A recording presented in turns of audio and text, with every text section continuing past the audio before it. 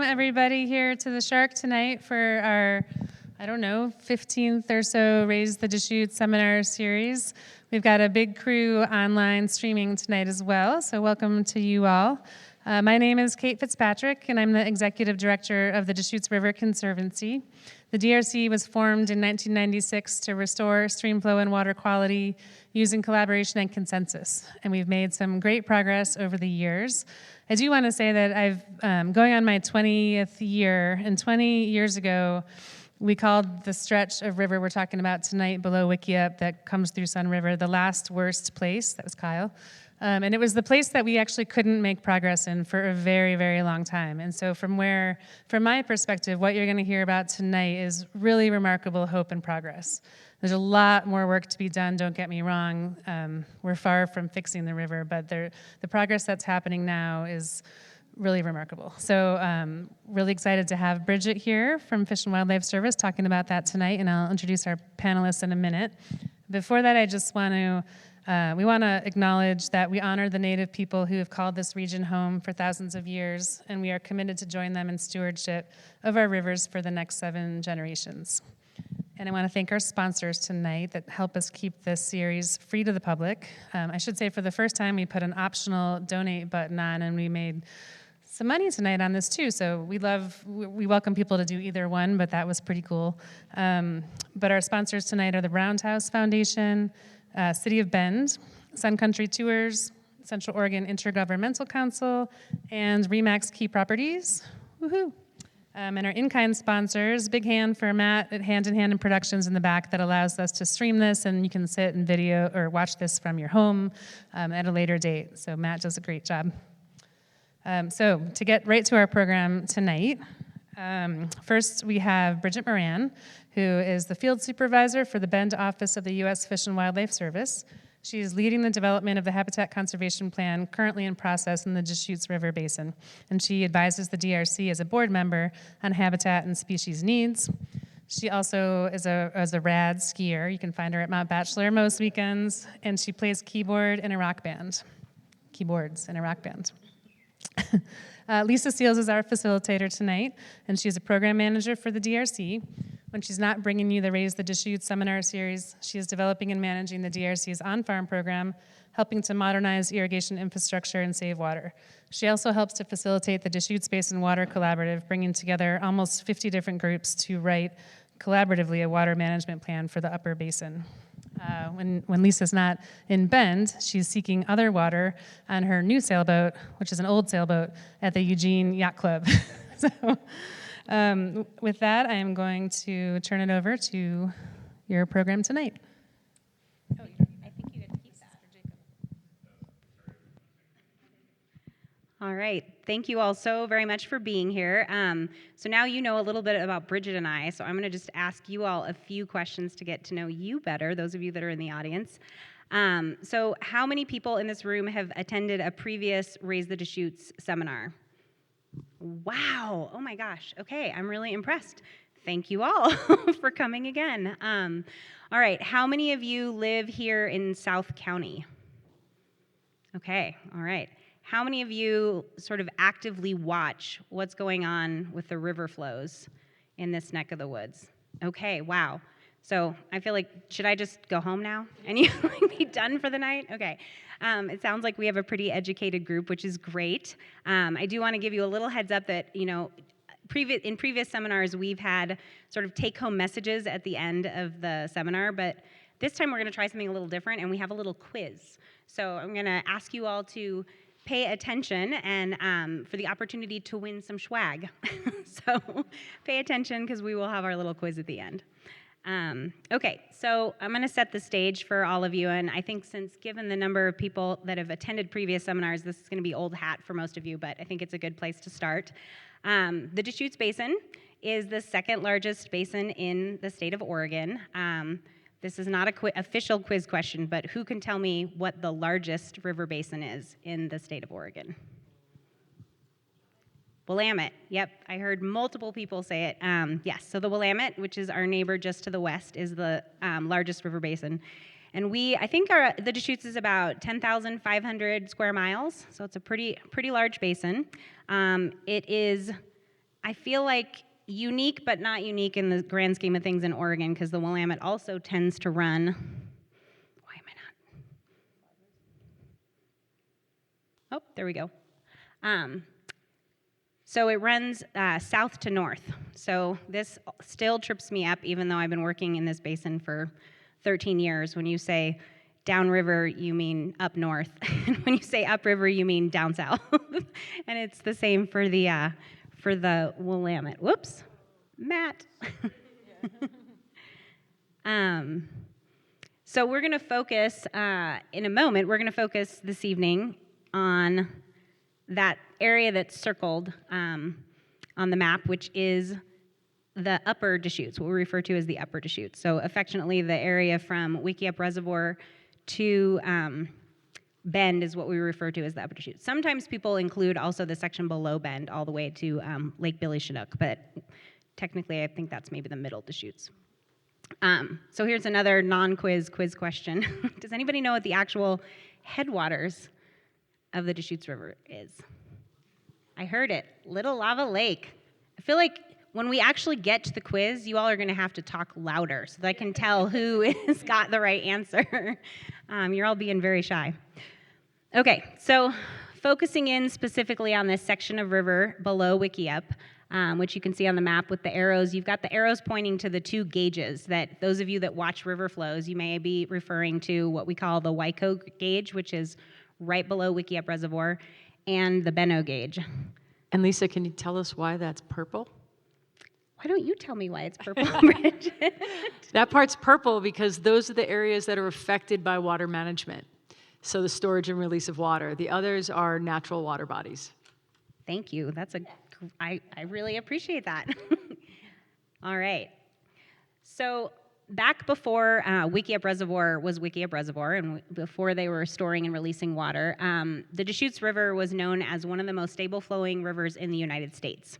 So it had a remarkably stable hydrograph. I don't know, are there any like native West Side Oregonians who grew up sort of Willamette Valley and are more familiar with rivers where when it rains, you look at the river and it's brown and completely flooded because of all the runoff that runs off of the landscape and into the water body? Well, that does not happen in the Deschutes River, specifically the Upper Deschutes River. And instead, it remains really, really remarkably stable year-round. And that is because of why? Does anybody know?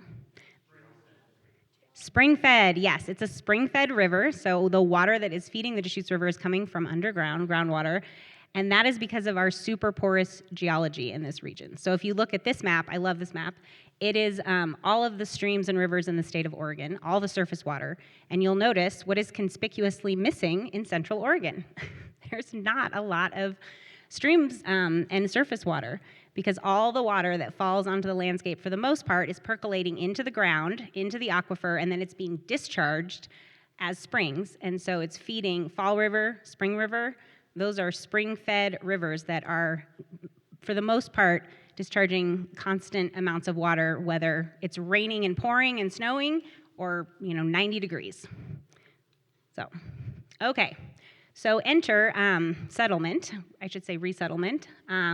When non-tribal folks started arriving in this area in the mid to late 1800s, there was a really big push to develop the area agriculturally. And what that meant was, let's take the water out of the rivers and use it to grow food. And in the course of that process, water rights were given out on a first-come, first-served basis. So the different colored blobs on this map are the different irrigation districts in the Deschutes Basin, and each of those irrigation districts represents a water rights certificate, or they have a water rights certificate, I should say, that is related to a specific priority date. So the areas around Bend were sort of settled. Let me see if I can. Oh.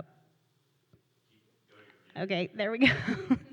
So the area around Bend was settled earlier. So that pinkish purple is Swally Irrigation District, and we've got the light green, which is Central Oregon Irrigation District. And those irrigation districts have earlier priority dates, so 1900, 1899. So by the time the area, the pink area in the north, in the Culver and Madras area, by the time that area was developed for agriculture, they had already given out all of the water, we call it live flow, all of the live flow that was in the river had already been allocated to out-of-stream uses. So what that meant is if those folks in Madras and Culver wanted to use water, how are they going to get water? Build a reservoir. Yeah, storage. They had to store water to be able, basically, to create more water resources. So that is how Wickiup Reservoir was developed. So Wickiup was built in the 40s originally. And Wickiup, as you can see, is, if I can do this again, this thing and I are never great friends. Oh, there we go. So Wickiup is way down here on the south part of the basin, and it stores water to serve these guys way up here in the north part of the basin. So to create water, effectively, they had to sort of turn off the river, so to speak, in the winter months to store water when irrigation wasn't happening. And then in the summer months, they had to release that water, and it traveled all the way up the Deschutes River, I should say down the Deschutes River up north to Bend, where it's diverted into canals to feed all the agricultural lands. So here's just a really quick snapshot of the surface water rights in the basin. And you can see that the lion's share of the surface water rights in the Deschutes Basin are for agriculture. So 86% of that water is being used to irrigate crops. Is that for productive agriculture or just for like pasture? That's a really good question. I'm going to actually ask you all to hold your questions. Can you ask that one again? Hold your questions until the end because we will have a Q&A at the very end. I promise to leave time for discussion.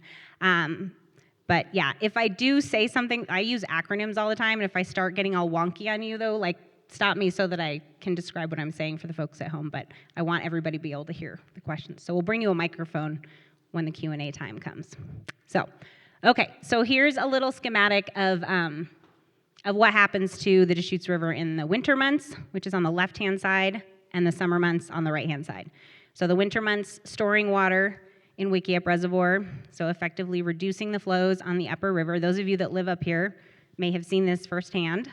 And then in the summer months, they release all that water, travels down the Deschutes River, and then it is diverted in Bend, not until about the river house, just above the river house. So if you go to Bend in the summertime and you walk along the Deschutes River near the Whitewater Park and the Old Mill, you see a really healthy, thriving river because you're seeing the river before all those diversions are coming out of the water. If you go down to the river house and have a drink on the river, you see the river after all the irrigation diversions have taken the water out. So this is just another way to show, this is the Oregon Water Resources Department put these schematics together, affectionately known as the whale, because the natural flow at the top looks a bit like a whale. but again, you'll see that in the summer months, each of these like lines represents water coming in and water going out. So that's the natural flow of the river all the way from the headwaters down to the mouth. In the summer, you'll see right there in Bend all the water, almost all the water coming out of the river. And then in the winter months, it's sort of the opposite situation where water is being stored and this section of the river is largely, well, much drier than it would naturally be. So here's a few pictures just to give you guys a real view of what it really looks like. The one on the upper left is the Middle Deschutes in the summer months years ago, and then the two other photos are right up here in this neck of the woods, just above Sun River in that last worst place, as Kate referred to. So I believe this is right near Lapine State Park, and again, winter months. So this is a lot of what we have seen. So we've been working, the DRC, and all of the partners, irrigation districts, agencies, nonprofit organizations, cities, counties, et cetera, have been working on these issues, both restoring flows in the Middle Deschutes, the Upper Deschutes, Waichus Creek, the Crooked River. We've been hard at work doing this work for almost 30 years. The DRC was founded in 1996 to be a consensus-based collaborative organization with the charge to restore stream flow and improve water quality. So we've been working hard for a long time. And we have restored over 350 CFS to different reaches across the basin, which is great. And we've increased some reliability for agricultural users and for cities. But there's a lot of work to be done. And as Kate noted at the beginning of this presentation, this stretch of river in the Upper Deschutes has been sort of the last worst place. It was really hard to gain traction and start working in this area. Actually, I'm just going to quickly tell you. So the way in which we've done what we've done so far is through collaboration, having everyone at the table and working together. Conservation projects, which is piping and a lot of on-farm improvements, and then also water transactions. And I'm going to talk a little bit more about these tools a little bit later, so I don't want to get into the weeds right now with these. But yeah, progress. So we have made progress, and we don't need to know what the colors on the bar necessarily represent, but I do want everybody to understand that each of the colors in these bars represents a different tool that we use to restore flows. So in all cases, it's literally taken a variety of different techniques and tools and all the partners working together to do the work that we've done thus far. But everything really sort of changed, or I should say, we got a catalyst for change in this last worst section of the river in 2014. Okay, so the spotted frog, which I'm sure everybody has heard about. And without further ado, I'm going to ask Bridget some questions about what's going on and have her tell us about the listing of the spotted frog, because you've been here for most all of that. Living it, yep. In the deep end of the pond, no? Yes. No Yes. pun intended. Yeah. So listed in 2014. Yes, the spotted frog was added to the list of endangered species in 2014. It was a candidate species for over a decade before that.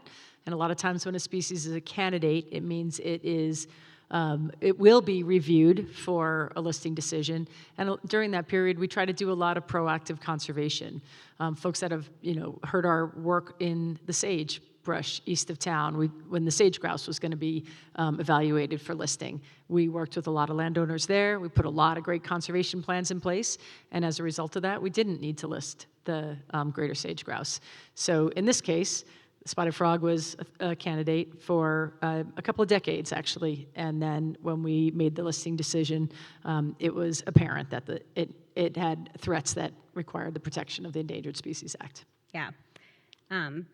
Okay. So the habitat, let's talk about that. I mean, it's so reliant on what we've seen going on in the Upper Deschutes and all the area around here. So tell us a little bit about what the Oregon spotted frog needs for a healthy, happy life cycle. Sure. So first and foremost, it needs water.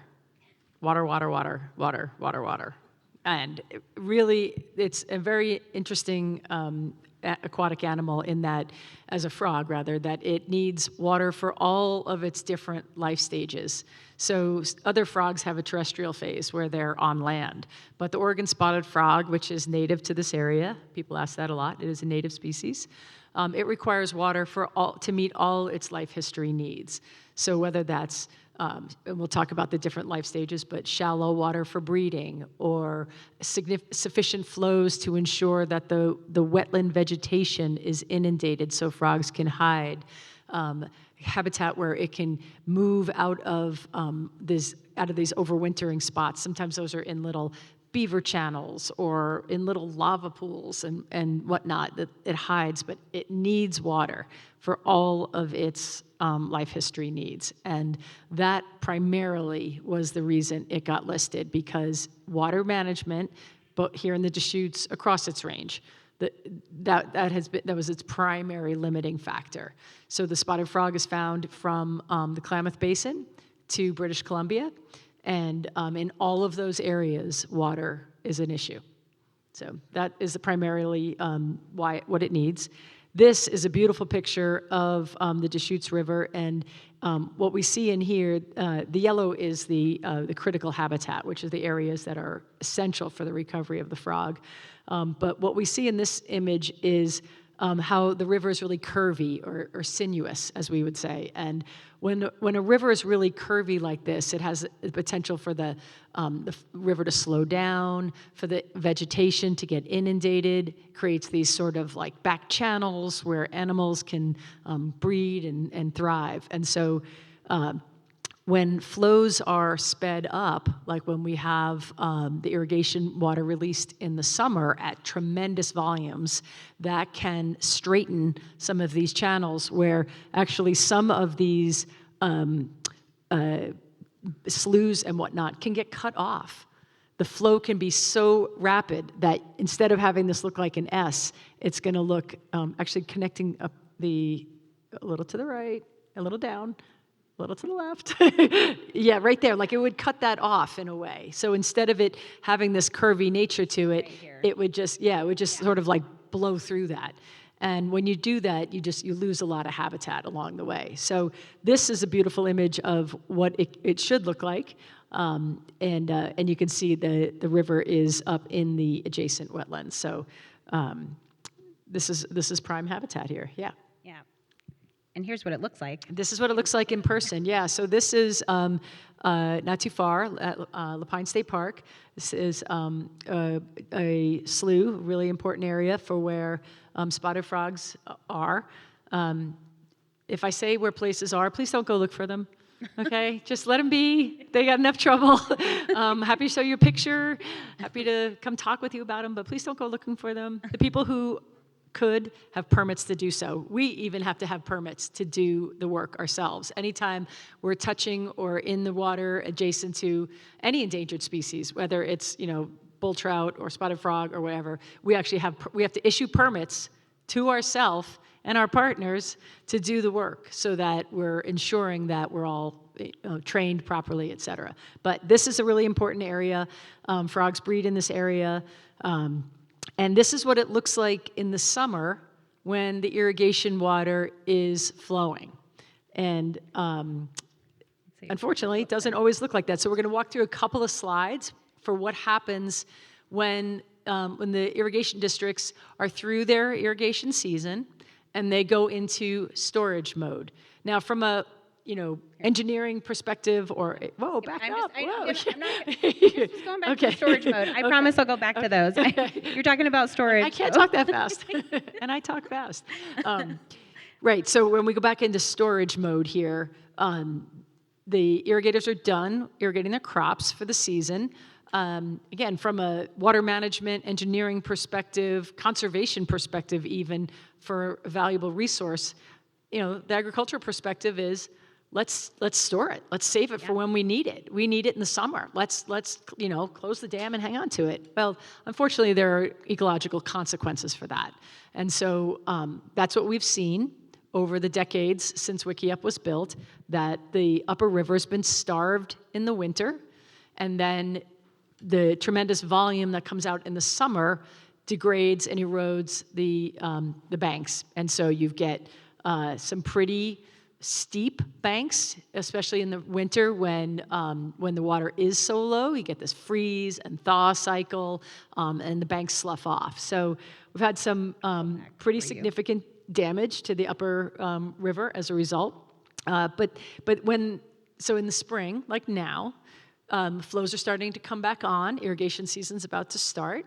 And our goal from a U.S. Fish and Wildlife Service perspective and conservation perspective is to make sure the water is inundating the known breeding sites. We're always looking for more, but we have pretty good handle on where we have spotted frogs in this area. We want to make sure that the water is inundating the vegetation to a certain depth at a specific time of the year when the frogs come in and lay their eggs. And we've got that pretty well dialed. And we can talk a little bit more about it, but what it looks like when it isn't well aligned, let's go ahead and show another slide here. Go a couple. Oh, you're going the wrong way. Yeah. Maybe I shouldn't be driving. I know. Yeah. Right. So this is what it looks like when it's not sufficient flow. So what you can see here in particular is the water is not touching the vegetation. That is the primary thing. The frogs like to lay their eggs with some cover. There's all kinds of predators out there, great blue herons, snakes, everything's always eating the frog eggs. So we have worked to ensure, and this is historical, trying not to see this anymore, and we'll talk about that in a moment, but the goal of what we were trying to accomplish in this last hard place was to get the water back adjacent to the vegetation. Some of that is bringing the water up, and some of it is actually bringing down the winter flows, the summer flows, so that you don't wash away some of the vegetation. So and we'll talk a little bit more about that. Yeah. Yeah, so I just want to highlight, so basically what we're looking for is we're looking for the water reaching that emergent vegetation and having water in that zone that, I'm going to try to use my pointer here again as the driver. So this zone here that you guys can see on this photo that doesn't have water in it, I mean, that's prime breeding location for the frogs, as I understand it, to have their egg masses. Yep. And so they would not be happy with the conditions like this. Right, and same in the fall when the irrigation season ends and the water starts to shut off, the frogs need to stay in the water, and so they need to either follow that water out into the river, which is predator zone, or they would like to try to get into some, like I said, beaver channels or other. So we've thought about all of that, and we have. We worked with the irrigation districts, and we'll talk about that in a moment to resolve this situation. All right, and here's another great photo of high water levels, yeah? Yeah, this is the summer view. Yep. Summer view and winter view. Yeah, so you can just see that, that's about 100 CFS out of Wickiup. Right here. And the other was about probably 1,000 at least. Okay. Yeah. And we're going to get back to that hydrograph in a minute to talk about kind of what the altered flows look like and sort of where we're headed. And if you guys can just keep in your mind that nice blue wave that we showed of sort of stable flows, that being the baseline of the natural flow and kind of where we're headed. So enter the frog into the picture. It's always been in the picture, but it became much more important and a subject of really this habitat conservation plan in the mid 2010s, somewhere around there. Yeah, so the irrigation districts were actually already looking at trying to develop a plan for their water system as a result of the Pelton, the Pelton relicensing. There was a whole Pelton Round Butte Dam relicensing. Salmon and steelhead were reintroduced. So there was a conversation that was underway. That's why we had a fish conversation basically starting about how to deal with flows in the Crooked River and in Whitechoose Creek and in other parts of the basin. And enter the frog, as Lisa says. So the conversation already started about wow, is the water getting to where it needs to be to protect the fish? And we're like, we're going to be making a decision on another little animal up here, and it's going to be way more consequential than the fish. Because one of the primary challenges, frankly, from a conservation perspective for the frog is that while it needs water, it's not in the water like the fish. It doesn't just stay in the stream. It can't just be in the middle of the stream. It needs to be in that vegetation or kind of in some cover and adjacent to the shore more generally. So frog was added to the list of endangered species in 2014. Irrigation districts were already talking to us about developing a water plan, if you will. Can I just, Yep, okay, so just backing up a tiny bit, habitat conservation plan. So Yes. it is about conserving species, Yes. but it's also about giving permits to entities to continue operating and doing business as usual. Not business as Whoa, usual. not business as as- usual. Operating in Yeah. ways that are not harmful or not as harmful to the species. Right, Yes. right. So we, the Fish and Wildlife Service, issue permits for entities to conduct otherwise lawful, I think was what you're looking Yes, for, thank you. otherwise That's the lawful term. activities, meaning the irrigation districts, they were legally storing and diverting water. They got the water rights. They have irrigation districts. They have all of those. They were doing that consistent with Oregon water law. But when you have an endangered species on your property, or if your activity is causing harm, dewatering it, preventing it from completing its life cycle, et cetera, then you get to come talk to us. And we have a process for that for federal agencies. We deal with that with federal agencies, with the Forest Service. When they are doing any trail work or timber harvest, they have to come talk to us about issues around the spotted owl or gray wolf or other species. But for non-federal entities, irrigation districts, cities, individual landowners, timber farm owners, et cetera, when they have an endangered species on their property, that their activity, their otherwise lawful activity, the things that they were doing or are legally allowed to do, when an endangered species is there, if that activity can harm that species, then they need a permit. And they need to come to, or modify their activities so they don't harm it. So in some cases, some folks may say, great, you know what? I see that you've got, I got the spotted owl over here. I've got a nest tree. I've got a big core of habitat over there. I'm just not going to touch it. Do I need a permit from you guys? I'm like, no, you're avoiding the problem. That's fine. As long as it's sufficient habitat, we're good to go. Well, in this particular case with the water users, their activities, they could not modify their activities in a way to avoid harm to the species. So we got into the discussion about developing a habitat conservation plan. Yeah, I mean, they couldn't avoid doing literally everything on this list without completely going out of business and not delivering water to water users and cities. So Yes. yeah. Yeah, so they talked to us about what they needed to do, and then it became a, That's the they of Yes. who we're talking about. Yes, thank you for bringing this up. So the irrigation districts, there are 8 irrigation districts, and the city of Prineville together, they worked with us and they developed a plan, the HCP, the Habitat Conservation Plan. Once that plan was analyzed, we did a lot of analysis. We went through the National Environmental Policy Act. We developed an environmental impact statement. We had public meetings. We had decade of public meetings, and we put it out for public comment. We got over 1,600 comments on the environmental impact statement. Which is like 1,000 pages. No joke. It was a little light reading. Yes, we did hold workshops with the public to help people understand it, and so that they could comment and not have to go just read 100 pages of hydrologic modeling. But together, the irrigation districts put this plan together. They submitted it to us. Again, a lot of negotiation, back and forth. Well, what can we do? What is your activity? When do you need it? What does the frog need? We have to figure out all of the things that the species need, and the permittees, the applicants at the time, have to figure out how can they continue their activity, what they need to do. They have to deliver water. How do they do that and minimize the effect to the frog?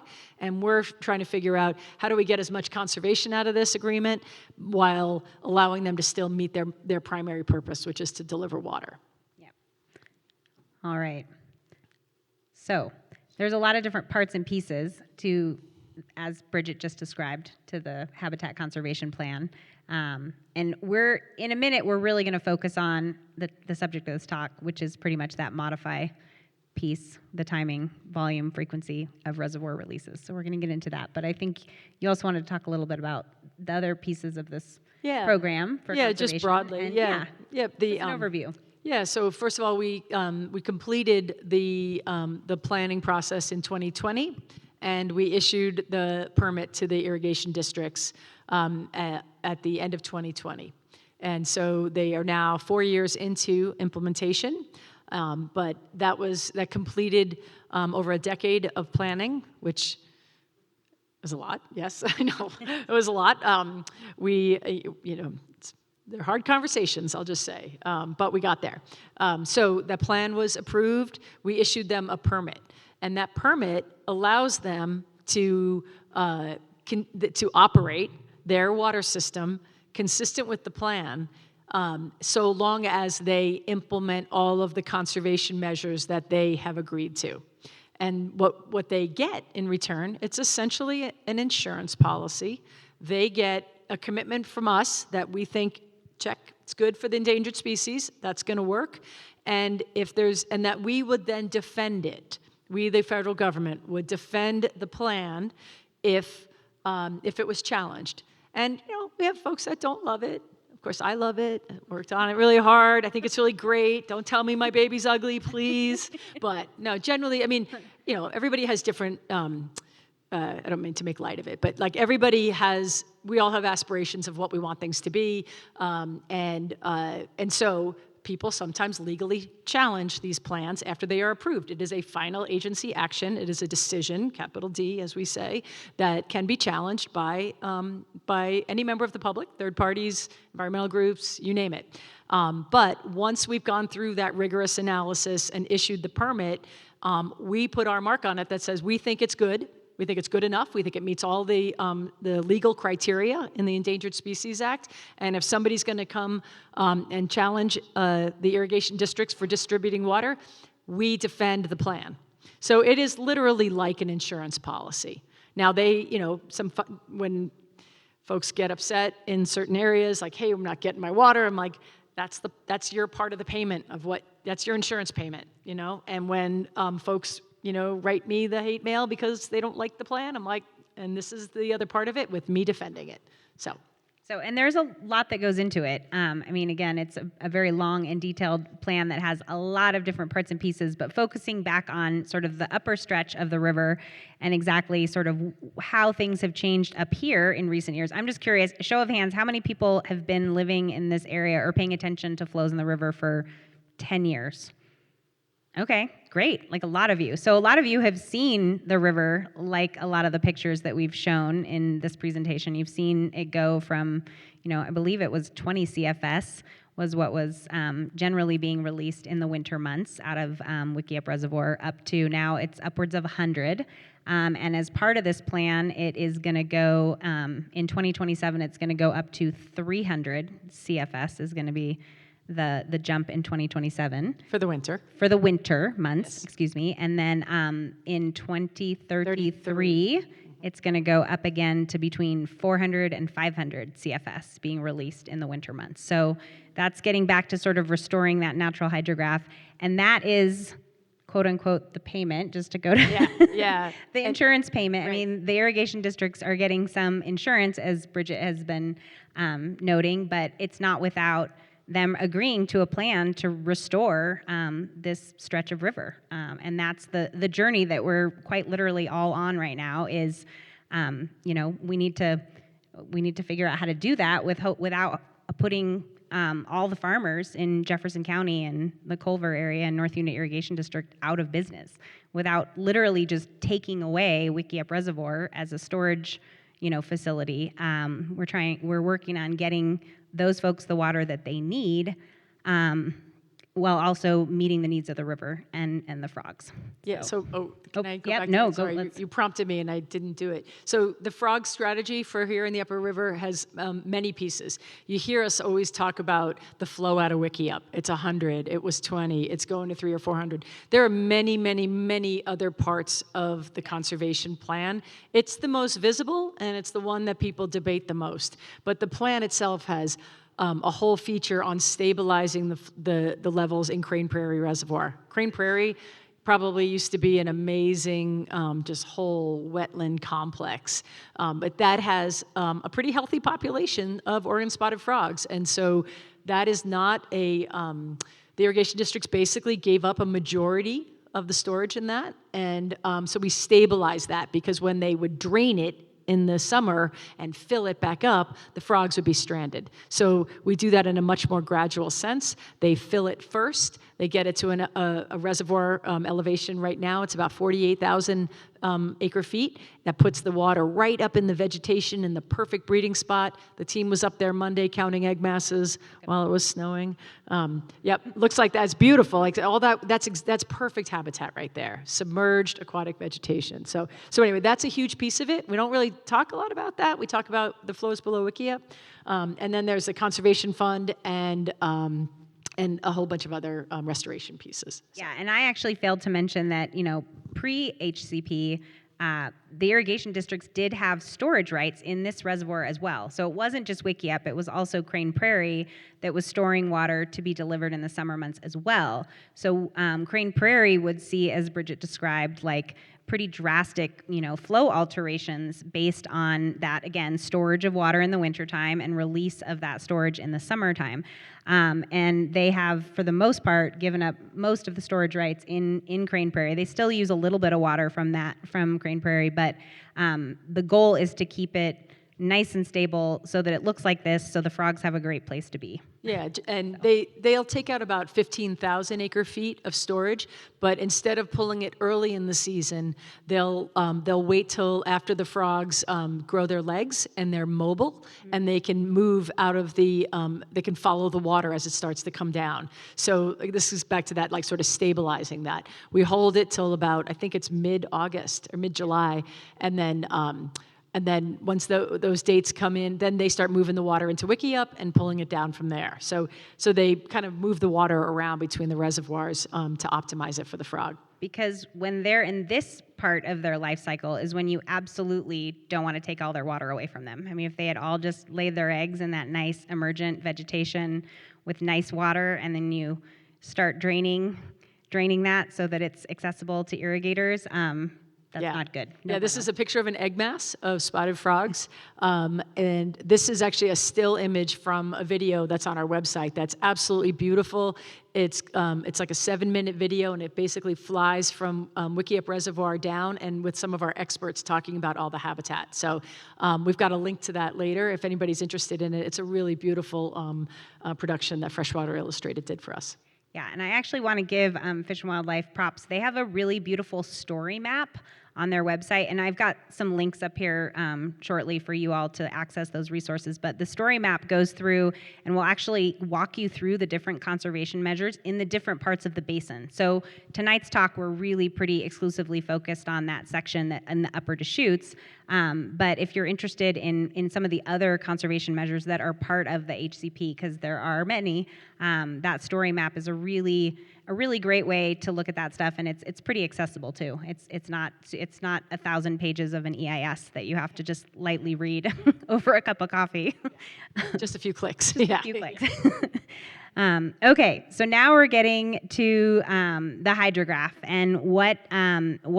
So again, you've got the blue, the base natural flow of what the river used to look like before we started storing and diverting water, and then that orange line.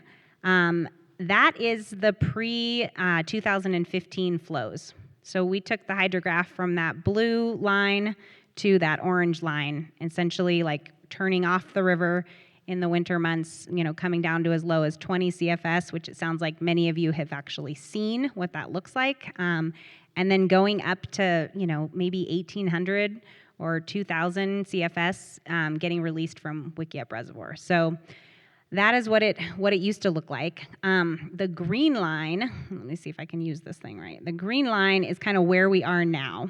So sort of in that 100 plus CFS in the wintertime.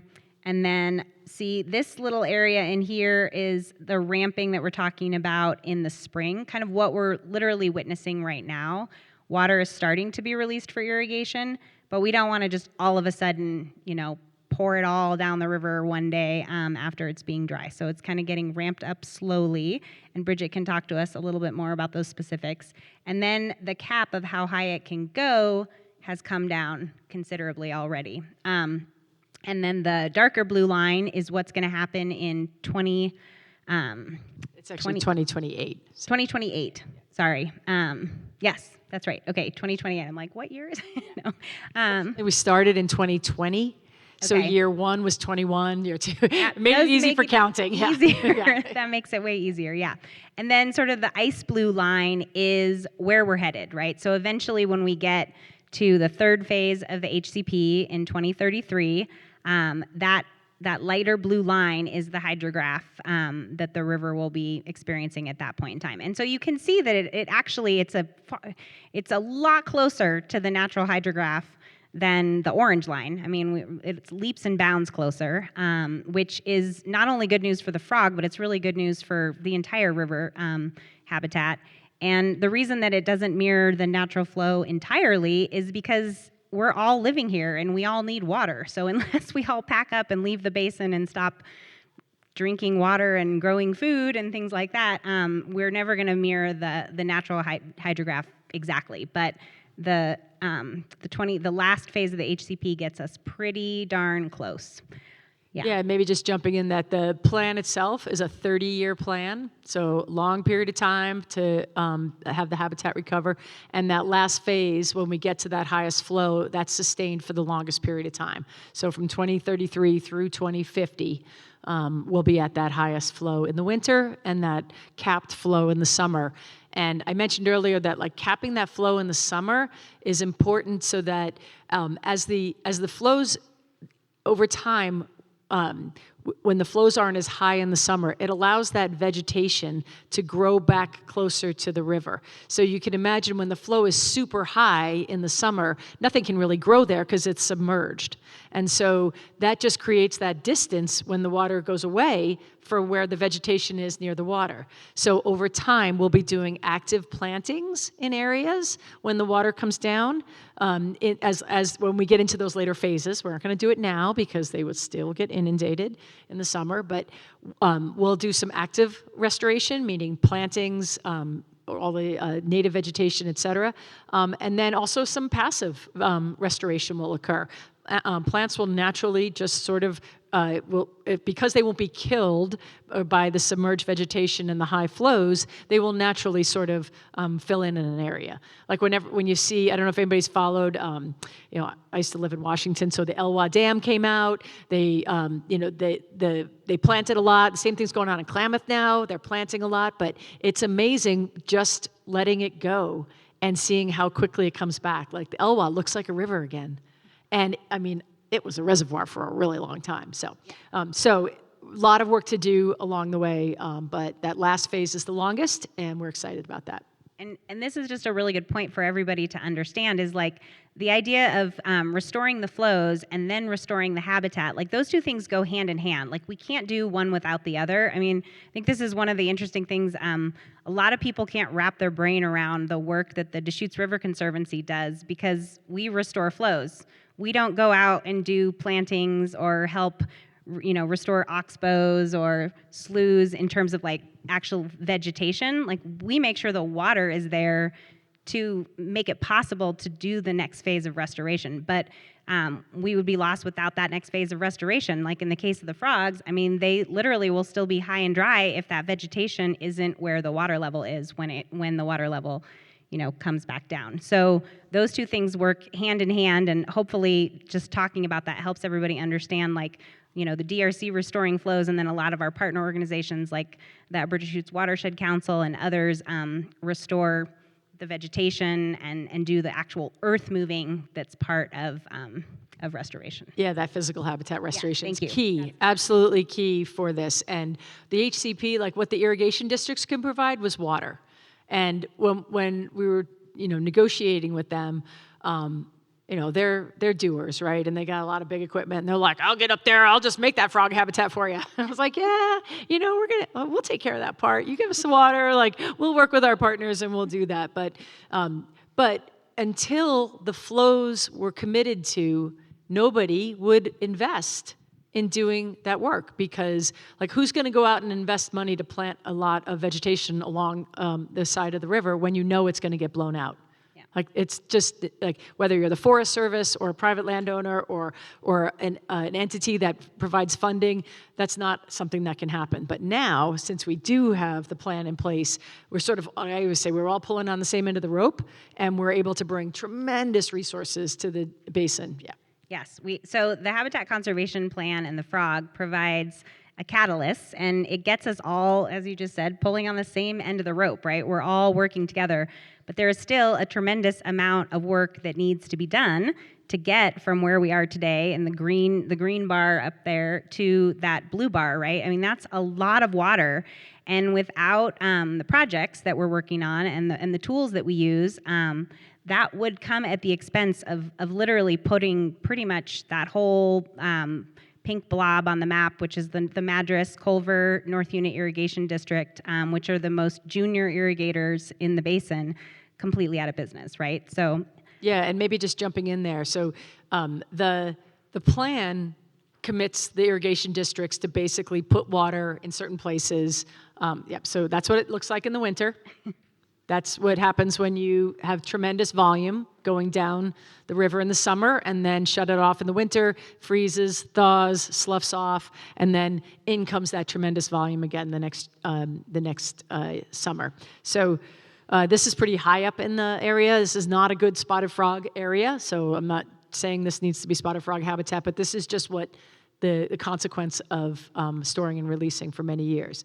But I did want to say that the plan, the commitment from the irrigation districts is that they provide the water. And the plan requires that they meet those targets. So there are targets at every gauge in the Deschutes for every day for the next 30 years. And the way the plan is written, because a lot of folks are like, what about climate change? What about drought? Like, how do you address that? And the way we address that is the district's committed to giving the river the water first. So what that means is in 2028, when they have to go to that next winter flow at a wickiup of 300 CFS, they have to provide that. The water's there. There is sufficient water there, but is there sufficient efficiency of the system to have that water released in the winter and for them to have sufficient water on their farms in the summer? And that's where the DRC comes in. That's the place where I think primarily the DRC helps the irrigation districts modernize their systems, because I think most folks know we lose 40 to 60% of the water in conveyance. You're getting ahead of us. All right, I'm sorry. Go ahead. Yep, go ahead. Sorry. Matt, my clicker is not working. Next slide. There we go. Yeah. All right. So this is the goal, right? We want to restore the river to a more natural hydrograph, but we also want to meet the water supply shortages for the junior irrigators and the municipalities. I don't know if you've noticed, but people now know about Central Oregon, and folks are moving here in pretty large numbers. So the secret is out, and we need water to meet all those needs. So that is the goal. And the Habitat Conservation Plan, once again, it was an excellent catalyst for getting this work to sort of start moving in this direction, even though we've been working on this kind of stuff for decades. But for the Upper Deschutes, it was an enormous catalyst. So this is what we're trying to do, and the way in which we're going about doing this, Matt, my clicker is still not working. Oh, there we go. So the way in which we're going about doing this is by improving the efficiency of the senior irrigation districts. So again, like those districts that I pointed to on the map early on that are kind of right around Bend, the people that got water rights first and foremost, because that area was developed first. They're what we refer to as the senior irrigators, and we're working to make them more efficient so that that water that can be saved through efficiency can be used for municipalities and to help the junior irrigators in the northern part of the basin. So we're doing that by piping canals and encouraging on-farm efficiency. You'd be shocked at how many people are still using flood irrigation in this basin. So just basically opening a ditch and letting it run across the property. We're trying to convert folks over to sprinklers. And then we're developing innovative sort of water banking or water sharing programs to help incentivize people being more efficient and sharing their water. So the reason why piping, I know piping's been in the news a lot lately, and there's a lot of work afoot right now in the basin, thanks to a lot of federal funding that has become available in the last 5 to 7 years. We have over 700 miles of irrigation canals across the Deschutes Basin. And if you'll recall that stream map that I showed you earlier with all of the surface water in the state and how there's so much surface water, and then you look at Central Oregon and there's almost no surface water because all that water is seeping into the ground. That's what happens with these hand-dug irrigation canals that are all over. I mean, these were dug, turn of the century, and 50% of the water that's getting passed through those canals is going into the ground. So that means that if a farmer needs 1,000 acre feet for their farm, we need to take 2,000 acre feet out of the river to make it out there to get that guy 1,000 acre feet. So we're diverting in a lot of cases twice as much water as is needed on the farm. Here's just a little schematic that shows that. So in this basin, piping makes a lot, in my mind, it makes a lot of sense. Again, because we don't have a lot of naturally occurring surface water. I mean, there are other places in the state where, like for instance, the Klamath Basin, it was once a giant wetland. It was once a giant lake, right? So flood irrigating in that particular basin might make a whole lot more sense for bird habitat or just to work with Mother Nature. But here we are in the Deschutes Basin where there was really no naturally occurring surface water outside of the river. So those irrigation canals are all artificial. So putting them in pipes makes great sense. We also have enormous fall. We have topography. So when you pipe an irrigation canal, you're able to generate either pressurized water, which means that, those of us that have sprinklers outside of our homes, we have pressurized water. We can hook up a hose, hook up a sprinkler, and sprinkle our yard. If you're a farmer and your water is delivered to you in a canal or in a ditch, you have to actually use a pump. And that pump is usually powered by diesel or some other kind of fossil fuel to be able to pressurize your water to use a sprinkler. So it's a big lift to ask a farmer to go from flood irrigating, which has no costs at all, to sprinklers without a pressurized system, right? So when you deliver water in a pipe, you've got the benefit of pressurized water, especially in an area like this where we have good topography. We've got fall in the system. And then in some cases, there's enough fall to actually generate in-conduit hydropower. So not only can we give the farmers pressurized water and they can eliminate that pumping, but we could also generate electricity. And this is not the putting a dam and blocking fish passage and messing with natural systems. This is like generating energy in a pipe that is already serving another use. So there is that. And then all the water that gets saved from these projects is getting permanently protected. We're putting this water, primarily all of it is going back to the river, so that double the water, 50% loss is essentially being left in stream and is being protected. So that is one of the tools. So I know I just described sort of the connection between piping and the on-farm efficiency, but the other piece is the water banking. So there are a lot of folks out there that maybe don't need all their water, or maybe they've moved here from somewhere and they bought themselves a really nice piece of property and they have acreage and that acreage has water rights, but they don't really want to be a farmer. They don't want to deal with irrigating, anything or growing a crop. So we're creating a water bank where folks like that, in theory, could come to us and say, hey, I want to put my water in the water bank. And I would like that water to go to one of the farmers up in the north part of the basin who is struggling to make ends meet and trying to grow carrot seed to feed the world. So we're creating a water bank to sort of better enable those transactions. We have also, for a very long time, had an active leasing program that has been in place pretty much since the advent of the DRC. And so landowners in some cases can already lease their water back to the river. So if that same landowner was like, I don't want to grow anything, I just want to lease my water back to the river, those sorts of programs already exist.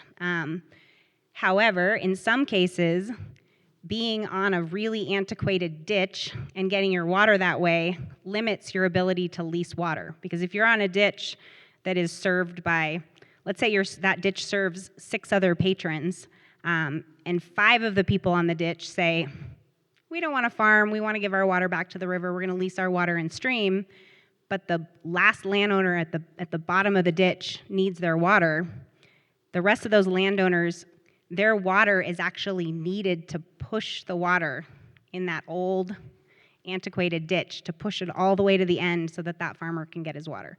So in a lot of cases, leasing, even though there are willing leasers out there, these antiquated systems, these porous ditches make it impossible to actually use even some of the tools that are on the table already. So that's a reason kind of why all these things work together.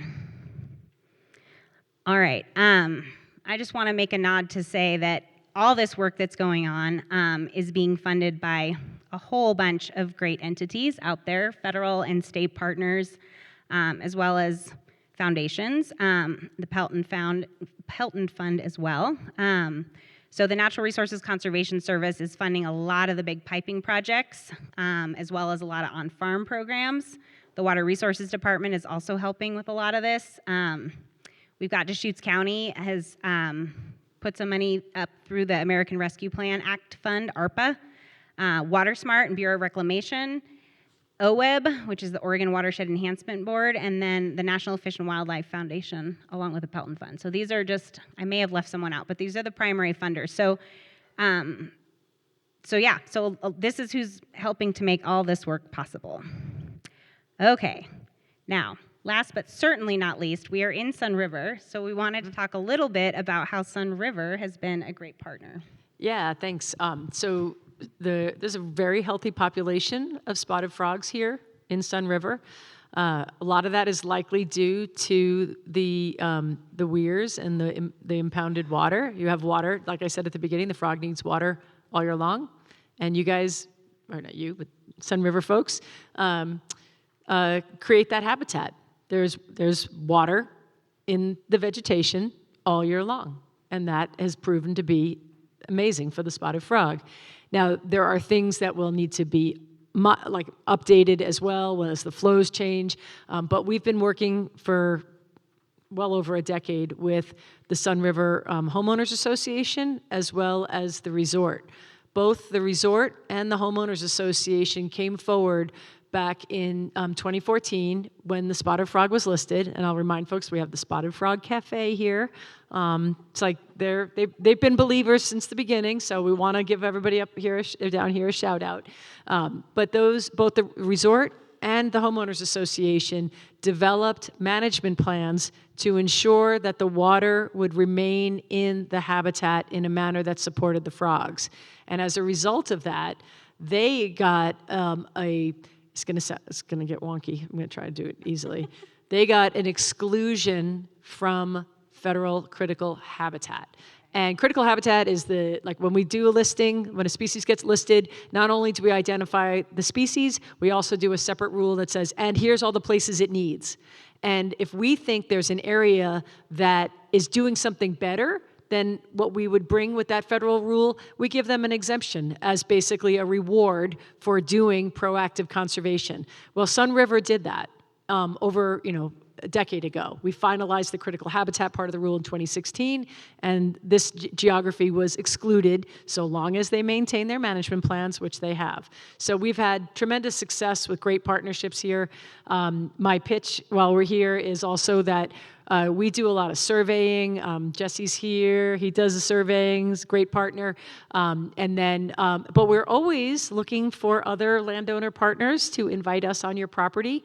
The frog is already here. It's already listed. Me finding it on your property doesn't make any difference to you as a person, but it could give us access to do surveys, and it may also give us an opportunity to find populations that we may not have otherwise found.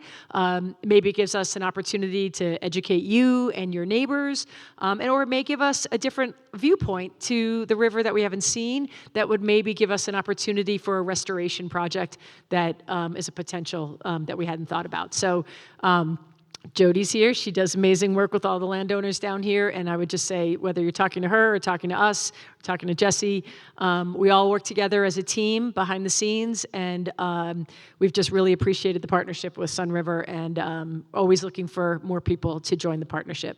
So, yeah. Look at that happy vegetation in that photo. I know. See, that's beautiful.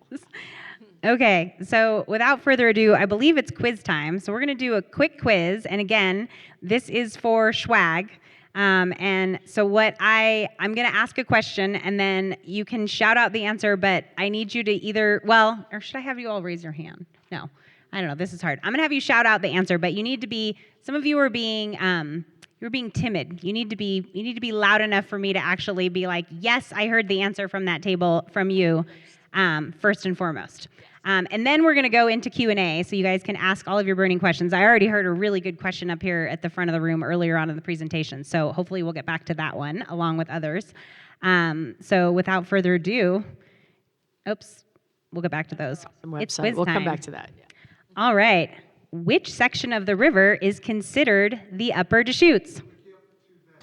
Yes. What's your name? Dennis. Dennis. Put Dennis in the running. Okay. Next question. What accounts for the Deschutes River's naturally stable flow? I heard it over here. Spring-fed. Yep. Jesse. The other answer I would have accepted would be the geology of the area. So, all right. At what point in time was all of the live flow, so that's the naturally occurring stream flow, in the river allocated for out-of-stream uses? Earlier than that. Well, that is true, but more precise. A little bit later than that. That's pretty darn close, yeah. By 1913 and that's Becky. So 1913 is the point at which they essentially needed to develop a plan to store water in the Upper Deschutes to be able to serve that 1913 and later water right. 1987 was a very important water year, though, I gotta say this. That was the year that the In-Stream Water Rights Act passed. So that was the year that rivers were legally given the ability to to be, let me rephrase that. 1987 is when water left in stream could be considered a beneficial use. Before then, or 83, I'm getting, it's 1983. At any rate, I find that to be, okay, it's 87. 1987, and I find that to be pretty fascinating. Before that, all the beneficial uses were all out of stream uses. So it wasn't until 1987 that rivers legally had the right, which I think is interesting. Wasn't a quiz question, but I had to throw that in there. Okay, which interest has the lion's share of the water rights in the Deschutes Basin? I heard a lot of it. Okay, I think I heard it over here first, agriculture, but I heard irrigation. Is that Jesse? Yeah, he's already Okay. in there. Let's give somebody else a shot. Yeah. Okay, who said irrigation? Yeah. What's your name? Okay, Herb. Herb, you're in the running. Okay. Which stretch of the river is most impacted by the storage of water in Wickiup? This is a softball. Come on, guys. Upper Deschutes. Was it the last horse place? Who? It was to the right. Okay. Yes. What's your name? You're already in. Did you say it or who said it? No, I'm already in. Yeah. I thought, was that you? Oh, you didn't say it. Oh, okay. Who's that one? You can throw him in again. You have to remind me your name again, though. What was your name again? Dennis. Okay. Thank you. Oh, man, you doubled your odds. Okay. All right. What tools are being used to restore stream flow and improve water supply for irrigators and municipalities? Piping, yeah. What's another one? Water banking. I love it. Okay, so this was Jenna? Yeah, Jenna. We'll throw your name in the... Dave and Jenna. Okay. All right. You guys are good students. Okay, what species is driving the restoration of the Upper Deschutes? Oh, man, I feel like everybody in the room gets that one. Okay. What type of habitat does the Oregon spotted frog need? Water. Yeah. What's your name? Joe. Okay.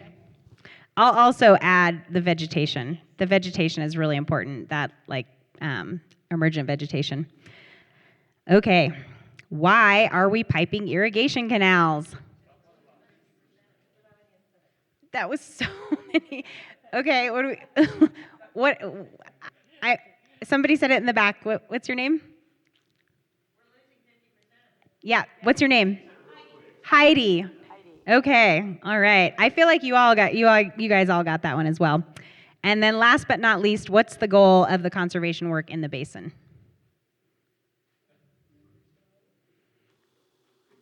I stumped you all. Well, I would say it's to restore the rivers to its more natural hydrograph while also meeting the needs of all the water users in the basin. So. That's why you're up here telling us that. Okay, all right. So now we're going to do a quick little drawing for the winner of our swag, which happens to be a hat. It's funny, we put all your names in a hat, and one of you is going to win a hat.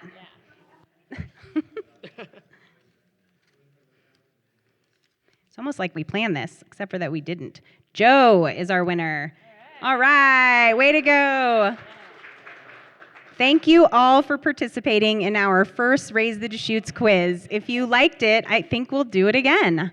Okay, so without further ado, though, now is your chance, your opportunity to ask us questions about what we talked about or what we didn't talk about.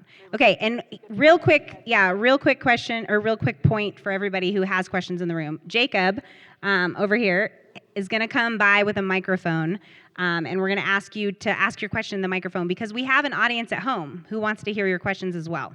So please wait for the microphone. Jacob, without further ado, I think we have a question here, and then we have one in the back of the room. I can't help but start at the front because she asked us like 30 minutes ago. So She did. So my question, which I think you've answered through most of the presentation, was if agricultural use was measured in terms of actual production or just kind of I have a pasture and I need to water it, and also is there a technical term for kind of like the sloughs and the oxbows and the curvy river that we like to see that's great habitat?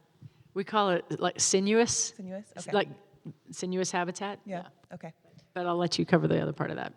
So the first question was about whether, say it again. It's whether, Like, is the ag, how is the ag? like is how do it- you determine if ag is ag kind of thing? Okay. And also, like, I know as agricultural districts, they say you have to be using the water for. Yeah. Are they actually measuring that? Or are Yeah. they stopping water rights to people who aren't actually using the water to grow productive things? Yeah. So there is no police out there looking at what is being grown specifically. The way in which they determine whether or not water is being put to literally beneficial use, like that's the term, is through aerial photography and whether or not properties are green. So it's really not, I mean, it could be a bunch of pasture or weeds, or it could be, a bunch of berries. It's really just whether or not it's green. And as of now, it's really the priority date that determines, who gets water first, not what we're growing. And I think that's one of the things that's challenging is with the changes that we're seeing in our basin. I mean, we've seen so many people move here, and a lot of people love the idea of owning property and having, their little ranchette, but they're not growing anything for commercial use necessarily. And those folks, oftentimes, they're settling closer to the cities, which means that oftentimes they find themselves with a older priority date on their water rights certificate. Meanwhile, you have people in North Unit Irrigation District. I don't know how many people drive, north on 97, but those folks they're farming. They're family farms that are trying to make a living off of farming. And the prior appropriation doctrine, which governs water rights in the state of Oregon, really doesn't make a distinction between what we sometimes call the hobby farmer, who might have a garden and a horse, or the people who are out there growing commercial crops. And that's why the water bank, hopefully, is going to be a tool where if somebody has those water rights, they're able to put those water rights to other uses. So, yeah. There's a question in the back. The gentleman standing. I'll just start here. Can you also? How does the drought declaration impact the plan and how it's implemented? How does the drought declaration impact the plan, the habitat conservation plan, and how it's implemented? Actually, it has very little impact because the minimum flows are required no matter what. Now, in some times, like in 2022 on the Crooked River, the amount of water stored in the reservoir was so low that we worked with the irrigation district there, Ochoco Irrigation District, to, I'll say, shape the water differently to meet to basically stretch it to to provide the most conservation possible. But generally, the drought declarations don't impact that because they are required minimums no matter what. Okay, real quick, I'm going to read a question online, and then we'll go back to the room. Yeah. So, what are some of the other non-listed species that the HCP is benefiting and potentially keeping from getting listed? Yeah, so the HCP does also include bull trout. I need to say that bull trout are in the middle Deschutes, so Deschutes Creek, Crooked River, and Pelton, and further north or downstream. But then all of the other native fish in this area, mountain whitefish and rainbow and red band trout, thank you, and so all of the other native species that benefit from having the flows provided would prevent them from being listed. Yeah. I would also throw some of the non-aquatic species, but just having more stable access to water. I mean, I can't imagine being a deer trying to get through the muck of some of those pictures to get to the water in the wintertime in the upper, I don't know, that just seems like that could be challenging. So I'm sure there are other species as well. But yeah, all right. Focus primarily on the aquatic. The aquatic, in this yeah, case. that But makes yes, sense. yep. We are talking about water after all. Okay, Jacob in the back of the room. Another question in the back here. I have a comment and then a question. My first comment is I wish someone would lobby the federal government to put metering on all water rights, because let's just face it, that's going to save so much water. But my question really comes down to, this is for you, Bridget. You might not know this right offhand. I could talk to you maybe after the talk, but what is the CFS that reaches bank full width to the vegetation? The spotted frog spawns egg masses during February through April, and I'm trying to get an idea of just what gap needs to be made to reach that bank full width. Sure. Do you want to touch the first part first? Or? Yeah, well, I'll just make a comment about the metering. I will say that all of the piping projects that are going on and all of the on-farm, upgrades, metering is part of that whole process. So, I mean, we're not doing any of these upgrades without adding meters. And that's another thing that a lot of people don't know is all of our water that comes out of the tap in our homes is closely metered by cities and water utilities. But again, going in these antiquated systems with canals, I mean, it's weirs in these canals, and measuring sticks is essentially the technology that we're using to measure water. So yes, I'm a huge proponent of metering, and yes, we're doing it in all of our projects. I just don't know how to snap a finger and It comes with the modernization. Yeah, exactly. Yeah, and then your question about the spotted frog, I'm going to assume for the moment you're talking about this stretch of river between Wickiup and Bend, because Yes. The reach in question of the talk. Yes. Yeah, and first I'll say that spotted frogs in this area lay their eggs really more in April. Sometimes it's as early as March, depending on the year, but every year is different. And so some years we have snow still on the ground, and like I was mentioning, our team was up at Crane Prairie surveying, and last year, this time, it was still too snowy. And so we'll go in and we'll do a recon, and we have to come back later. So, but in this area, typically it's in early April. And the requirement of the HCP is that the flow on April 1st, because that's when the earliest we have seen egg masses in this area, has to be either at 400 CFS at a Wickiup or 600, depending on the activity level we see in the frogs. So late March, early April, we're doing recon. We're out. We're looking at specific sites. We have particular locations that where we know we're going to survey for breeding frogs, and so we'll go and look at those and see if we see any activity. If there's early activity, the irrigation districts will bring the flow up to 600 by April 1st. If there isn't activity, it has to be up no later than April 15th. So it's either 400 or 600 depending on how the conditions each year. Yeah. Well, I'll also add there's a maximum. Like it can't go above 800, right? Yeah, if you look at like the one, like WikiUp measure WR-1, because of course I'm sure you're going to want to go look at that, but that measure has like all these subparts, and it brings the flow in April to get to the breeding habitat level to try to inundate that vegetation. And then once it gets to that 600, it can't go below that because we don't want to drop that out once the frogs have laid their eggs. Now, again, if you're an irrigation district, though, and it's April 10th and you've already turned the water on, but it's pouring, you're like, oh, man, turn the reservoir off. And we're like, no, can't do that. Like, we can't strand the frogs. Those, you saw what the egg mass looks like. They can either, if the flow comes up too quickly, they can get flushed out of the wetlands and into the river and kind of just swept away. And if the water drops out, they can get stranded. So all the way through the spring, there's actually measures in place that require a little more stability, basically, during that spring period. Can't go up too high, can't go down too low. If you're going to go down, you can only bring it down a certain percentage over so many days. And then once you get to a certain flow, you can't go below other flows. So it's highly managed in the spring. Perfect, thank you. All right. I think there's one. Oh, yeah, there's one online here. Let me just... Let's take Mike's. Okay. He's been waiting, and then we'll go to the one on. Sounds good. Hi, thanks for a great presentation. So the first big winter flow increase, we're halfway there to going from 100 to 300 cubic feet per second in 2028.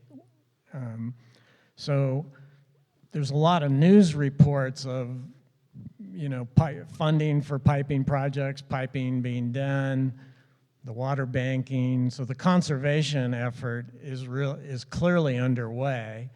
Thank you, irrigation districts. My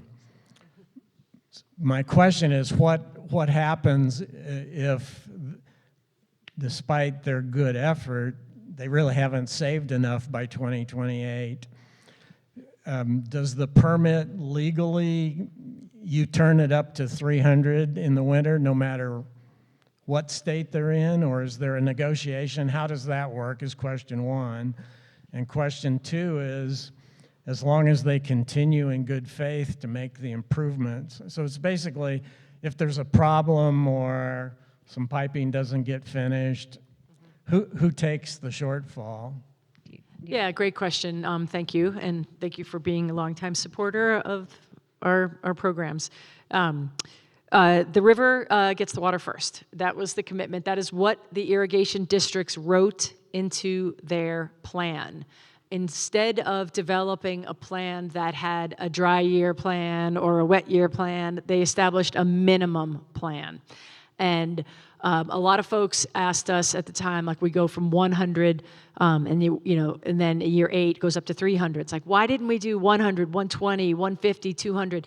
Well, frankly, the difference between 100 and 300 for the spotted frog is fairly negligible along the river. And so what we wanted to do was to give the irrigation districts that solid bank of years to do these conservation projects, to get as much of that, get the bank up and running, get the transfers figured out, get the piping done, get the pressurized system, do all of that work so that by year 8, they're ready to meet that upper flow. Now, the plan does allow for a delay if suddenly the funding completely dries up. Like if for all of their best efforts, right now to date, and you probably know this better than me, the last number I heard was $177 million has already been allocated, and a lot of it's been spent in this basin. So we're on a good track. We've got great success. We have the plan. We have a lot of strong legislative support. All of that's working in our favor. But if for some reason that just literally, like, there is a massive financial crisis and all federal funding dries up, or neighbors or others sue and prevent the piping, which has occurred. Previously in Bend, we had neighbors who appreciated the water feature in their backyard more so than what maybe could have been realized through the conservation and piping. And so if, for reasons outside of the irrigation district's control, if one of those two situations are met, they get a 2-year delay to meet the first target. Absent that, they have to provide the water. And like I mentioned earlier, the reservoir will have that water. It's just a matter of the reduced amount that will be allocated to the farmer. So, and this is a piece that I think is sometimes like not really apparent to a lot of folks, is that the commitment's there. The water is there. All of the conservation is to provide the water for the farmers, so that when they have to provide the water to the river, they still have enough water for themselves. So that was their give. They gave up those and committed to those flows. So, and then the second flow increase from at year 13 has that same potential for those 2-year delay, should one of those two specific circumstances, and it's all described in, I don't remember which appendix, but one of the appendix of the 1,000-page document, and we negotiated it for hours, but those are the only two conditions that would allow for a delay, and it's no longer than a 2-year delay. Yeah. So I just want to underscore that it would be a delay, not, going back on the commitment is there. So the river will get that water. Worst case scenario, it would be 2029 instead of 2027. And then to really answer your question much more pointedly, the North Unit Irrigation District farmers in Madras and Culver with the least secure water right, the junior irrigator in the basin, that water comes off of their backs. So that's who is really threatened by, if we can't get these conservation projects in the ground in time and save the water through efficiency measures. It's basically that geography and those folks, those farmers. So, all right, we're going to take a quick question online. The Upper River used to be a blue ribbon trout habitat. Today, the stretch at my home is nearly devoid of fish. Is there hope under the plan to restore this habitat with adequate structure to protect the fish? Yes. Okay. Yes, this makes me happy. I wanted to answer that question. Yes, it does. The structure, I think, is also going to be an important component of that, and that's really, we'll see, again, some of that will be passively done with wood structure and some vegetation and some physical restoration. We might put some beaver dam analogs in. We might do different kinds of literally physical habitat restoration, which is also good for fish. Yeah. All right, here's another one from online. It sounds like some of the water conserved by piping canals will be still diverted from the river for use by junior water rights holders. How much of the water saved by piping will actually be left in the river, and what is the legal hook to ensure this happens? Okay, this is a really good question, and this is like one of my favorite parts to describe. It's a little confusing, but because the folks up in Madras and Culver in North Unit Irrigation District, all the farmers need the water in the summer months, right? And we've been talking about restoring the river in the winter months. So what we're doing is we're making the senior irrigation districts more efficient, and every drop of water that they save can get passed to North Unit Irrigation District, right? So you save water, you do a piping project, 50% of that water gets saved, pass it to North Unit. North Unit can use it on their crops in the summer months, and in exchange, they can release an equivalent amount of water from the river in the winter months. So the farmers win and the river wins. It is a win-win for everybody involved. So yes, the water is getting used multiple purposes, and the legal hook, we're working on that, basically. We're working with the state, essentially, right now to protect this water legally in stream. There is an allocation of conserved water program that enables us to protect water in stream, but right now that program allows us to, it has to be diverted from the same place in the same season. So what I just described, where they're going to use it in the summer and release it in the winter, can't go through that state's program. But we are working on a legal pathway to permanently protect that water in stream in the Upper River. Yeah, and maybe just to add to that, the legal hook right now is that the irrigation district's committed to a federal plan to get their federal permit. So they have a federal obligation to do so for their endangered species permit.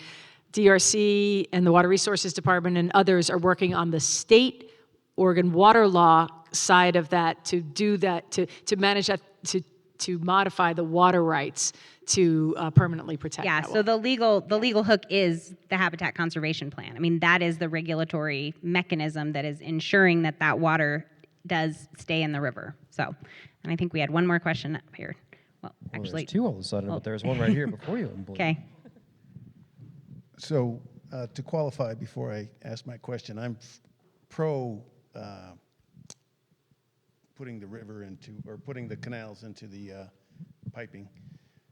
But my question is, if right now you have 700 miles of piping that are losing roughly 50% or less in back down, seeping into the aquifer, and now you're going to pipe them, and that water, as you're saying, some of it's going to go to other farms, therefore some of it's not going back into the, so we're basically going to lose that amount of water that was going into the aquifer. Has that been taken into account? Yeah, I think what you're referring to is the seepage from the canals is charging the aquifer. I mean, again, those canals have been in place for about 100 years, so it's only been recharging the aquifer in those zones for 100 years. Prior, the river loses and gains water itself in its own channel, and all of the water that essentially is lost makes its way eventually back to the river, but not until Lake Billy Chinook, right? So. If that gets a little wonky, but so yes, we are considering that the recharge element, and at this point in time, the best I don't know how to best answer this, but Yeah, maybe I'll jump in and help Okay. you out. Yeah, I would say that the canals were artificially created, so all of that seepage, while potentially beneficial in those areas, was artificial. And so by piping those areas and leaving the majority of that water back in stream, we're putting it back in its natural location where it can recharge the groundwater properly. yes, thank you for that. It is a Question many people ask. It is, Many yeah. people ask that. Yeah. And I mean, the long and the short of it is there are going to be areas that are going to have issues with water, with wells in specific zones. Shallow wells. Shallow wells that have seen the benefit of irrigation water for, 60 years, 100 years. So, yeah. Okay. As part of the HCP, you looked at some alternatives for storage in the lower section of the Deschutes, including Haystack, increasing the storage at Haystack and several other alternatives. Has anything more been done to look at more detailed plans of that? Yeah, so that study was done. That was the basin study. That was prior to the HCP. So that was a previous study that did look at where else can we store water? Can we make Haystack Reservoir bigger? Can we make another larger basically can we put Wiki up somewhere closer to Culver and have the water flow naturally in the winter and store it there? So each of those had challenges. Like one of them had a big BPA transmission line through the middle of it, and one of them had Century Farm on it. So I don't know that anything has actually changed on that. Well, I will note so outside of those proposals, there is one proposal that is in the pre-feasibility study process right now, where North Unit Irrigation District is looking at pumping water out of Lake Billy Chinook. And that would be really more to restore flows in the Crooked River and basically to move their pumping plant on the Crooked River down into Lake Billy Chinook. But that is something, like I said, literally right now, I think they're calling it the pre-feasibility study. So they're hoping to move from into the pre-feasibility study soon to examine that. And pretty much the impediment to that, or to that plan in general, is the canyon is quite steep. That's a lot of pumping to pump from Lake Billy Chinook up to the plateau and water that area. I mean, ideally for the river, that would be fantastic if we could just let the river run free until it's needed in that area of the state. But then we also have to overcome essentially the pumping costs of getting that water up and out of the river. But it's not completely off the table. It is definitely being talked about. So, yeah. All right. One more question over here, and then I think it's just about time to call it a night. So I was just curious, as far as the maintaining habitat along the Deschutes, is there any plan or effort to combat channelization prior to all these major drops in summer flows to try to keep the off-channel habitat from completely drying up rapidly and not having anything down closer to the channel for the frogs to go to? Yeah, thank you for asking that. I would say that we are currently, DRC applied for a grant from Bureau of Reclamation and got that to do a feasibility and design of the first few spotted frog restoration projects in the Upper Deschutes, I'll say. We haven't landed on where the locations are, but each of those will be looking specifically at how do we, what physical habitat changes do we need to employ to basically ensure that the water is up and in the vegetation. I mentioned, I showed pictures of a couple of sloughs. In some areas, that might be something like a beaver dam analog to kind of hold that water in so that when the winter flows do come down, still areas that are spring fed might be able to remain suitable habitat all winter long. And so we're starting with the areas we know. Sort of the conservation biology principle number one is start from what you have, protect what you have, enhance that, and try to grow that. So we're going to be looking at, now that we know what the flows are and when they're going to be there, we're trying to design habitat modifications to physically alter those habitats to make them more suitable. Yeah. One last question. As far as, so I know there's a big push to keep water in the river in the winter so that the frogs have extra space to overwinter. Is there any plan for stuff like brown trout, the non-native game fish that are an issue for the spotted frog, that they'll keep eating the spotted frogs in the winter when the frogs are slow and in the main channel? And yeah.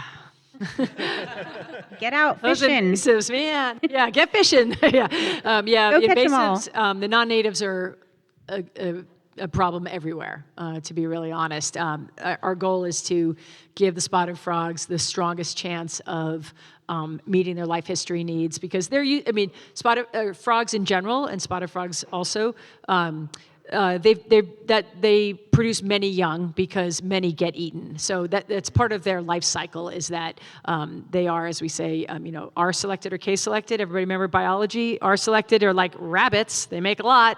We're K-selected. We make one. So frogs are R-selected. They make a lot of young because they don't all survive. So of course, we're always trying to give them a leg up, but there's natural predation or unnatural predation with invasives, but we don't have any immediate plans to do that. But we're always talking to our good friends at ODFW about what fish are where. So thank you. Yeah, and get fishing. All right. Yeah. Before I let you all go for the evening, I do want to make a plug. We are going to continue the Raise the Deschutes series over the summer months. We are planning to get you all outside to see some of the stuff in real life, outdoors. So in early June, we're going to have a tour of the Pelton Round Butte facility and the fish hatchery. So I will say that is going to be limited participation, just because we can't have hundreds of people show up. And actually, our last dam tour at WikiUp, we had 100 people or more. I mean, there are a lot of dam nerds out there, which I can appreciate. So stay tuned. We'll be getting you, if you're on our email list, you'll be getting emails about that next tour. We're also hopefully going to get you out to see some of the diversions and some farms and just see where the water is going. So stay tuned. Please continue to be involved and to care and to learn. Who's back? And Kate's back. No, I said, look who's back. Thank you, Bridget and Lisa. Is that on? Yeah. Thank you all for coming. This having people show up makes us energized to do our work. It's really important. We all care about the river. We didn't mention it tonight, but the public owns the water. So it's really important to understand it so you can advocate for it. We hope and wish you support the work we're doing, but more than that, we hope that you can advocate for what you think is right. So please do that. Thank you so much for being here tonight. My shameless plug is we do have a actually fundraising event on May 4th at the Unitarian Church. It's a beautiful auction to celebrate the river. So if you're interested, there's a postcard out there. But most of all, just keep learning about water and advocating for water. And thank you so much for being here tonight. Thanks all.